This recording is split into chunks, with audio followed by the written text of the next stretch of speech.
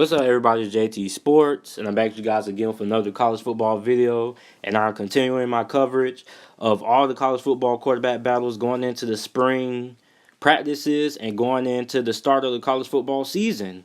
So in this video, I have the UCF Knights quarterback battle. As we all know, Mackenzie Milton suffered a gruesome injury last season against USF that is most likely going to keep him sidelined for this season. And he's most likely going to receive a medical red shirt, and he will be back in the 2020 season. But for 2019, we had the quarterback battle of Brandon Wimbush versus Darryl Mack. Now let's get into the tail of the tape, comparing these two quarterbacks side by side. Darryl Mack, he's 6'3", 230 pounds, and he is going to be a sophomore this upcoming season.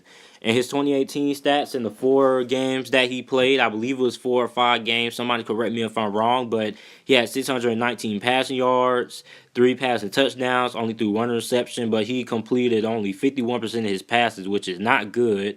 But he had 337 rushing yards and 6 rushing touchdowns. Now, Brandon Wimbush, who is going to be a graduate transfer from the University of Notre Dame, who got his quarterback spot, his starting quarterback spot, took him by Ian Book, who ran away with it and took Notre Dame to the college football playoffs last season. He's 6'2", 222 pounds. He is a fifth-year senior, I believe. His 2018 stats, he had 719 passing yards, 4 passing touchdowns to 6 interceptions. He completed 52.9% of his passes.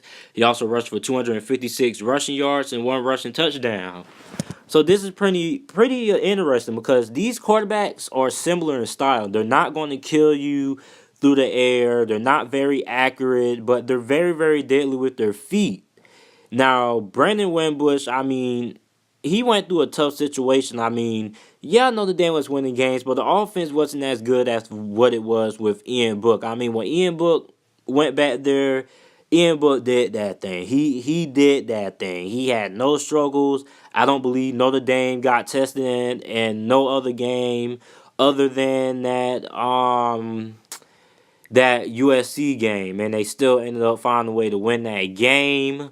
I mean, Brandon Wimbush, I think he's a pretty capable guy, but I mean, he needs to get better as a passer if he wants to win this job. So does Darryl Mack. Darryl Mack, this is a big guy, and this dude, for him to be a freshman, I don't know if he's a redshirt freshman or a freshman, but this guy was phenomenal in my opinion. I mean, he got the job done. He got the UCF Knights to another American Athletic Conference championship.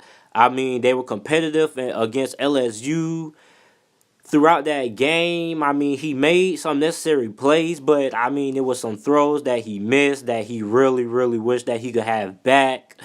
But I mean, even though he was inaccurate, he was very, very dynamic with his legs. I mean, this guy playing in only 4 or 5 games had 6 rushing touchdowns and 337 rushing yards. I mean, this guy is dynamic with his feet.